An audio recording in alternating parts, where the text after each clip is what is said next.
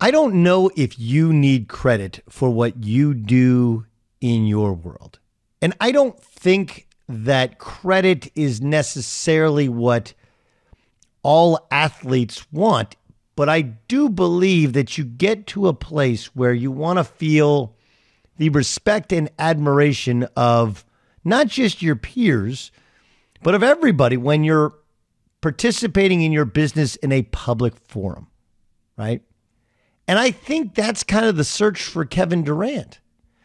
Kevin Durant was an MVP of the league in Oklahoma City. He led the league in scoring in Oklahoma City, I believe, 4 times.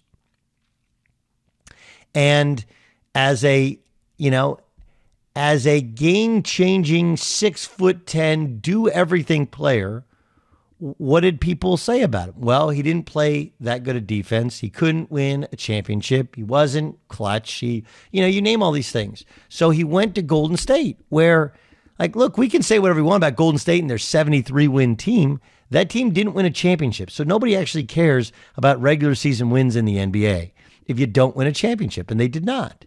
They lost Harrison Barnes, and they upgraded.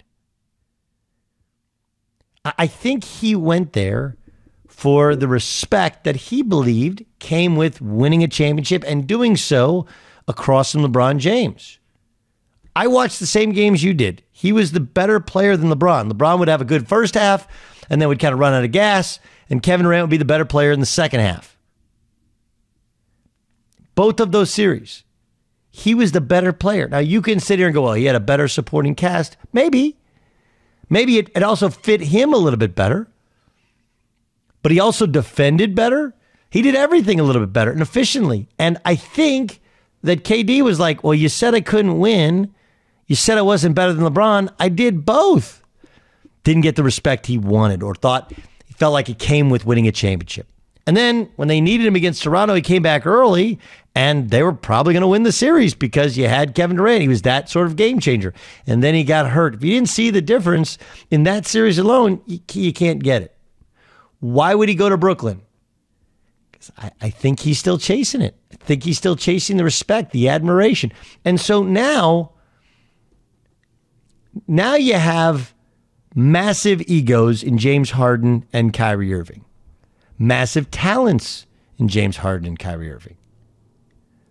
But I'm going to give you a take which I don't know if you've heard everywhere else. I've heard all sorts of things. But how about this one? If Kevin Durant can pull this one off, I actually think it should earn him the respect that he so very much deserves as a leader, as somebody dudes want to play with, right? Because that's really the key to what LeBron was able to do last year. LeBron still had some games in which athletically he didn't have it. They didn't beat the best team in the West. They didn't beat the best team in the East, but they did find a way to win a championship, and he probably wasn't the best basketball talent on his team. Anthony Davis was.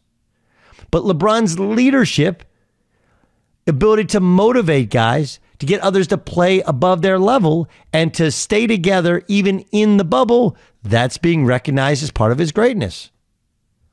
If Kevin Durant can take the mercurial Kyrie Irving, who so far hasn't wanted to show up to work for 2 weeks and no one really knows why, and James Harden, who can't get to the NBA Finals outside of when he was a sixth man in Oklahoma City, has been the MVP of the league, but you can't win with him because he doesn't play defense and he doesn't get the foul calls in the postseason the way he's gotten in the regular season. If Kevin Durant can figure out a way to get those two knuckleheads to fall in line and figure it out and play for an inexperienced coach, how can you not respect him as the greatest player in the NBA currently? This is Charles Barkley, the Hall of Famer, on the Dan Patrick Show, explaining why he thinks it's going to go poorly in Brooklyn.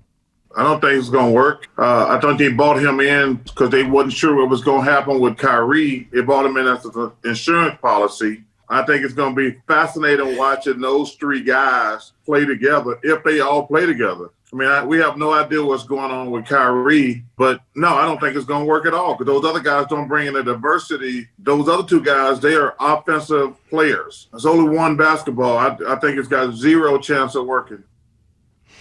Doug Gottlieb Show here on Fox Sports Radio. I don't think it has 0% chance of working. I know, look, I have a feeling that there's a stronger likelihood of disaster than there is of success.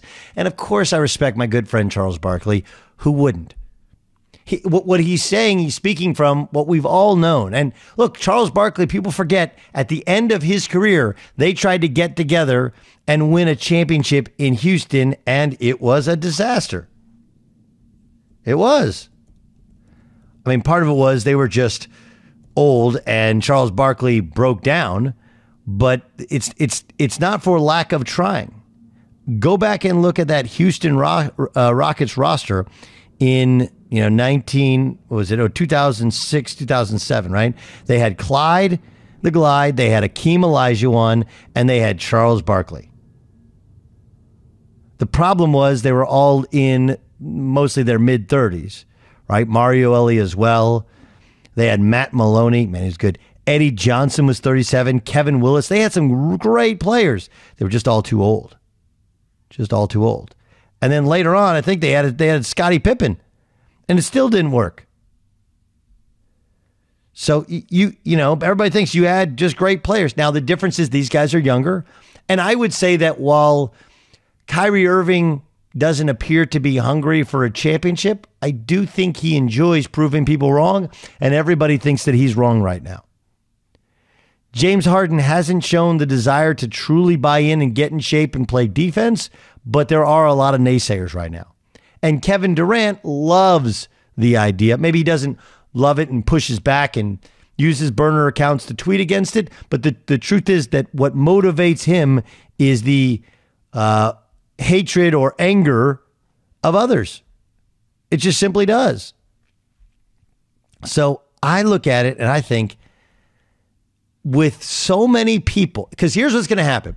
If they win a championship, you're going to hear people, Nick Wright, Colin Cowherd, maybe even Barkley and others go, well, of course they won a championship. They got 3 superstar players.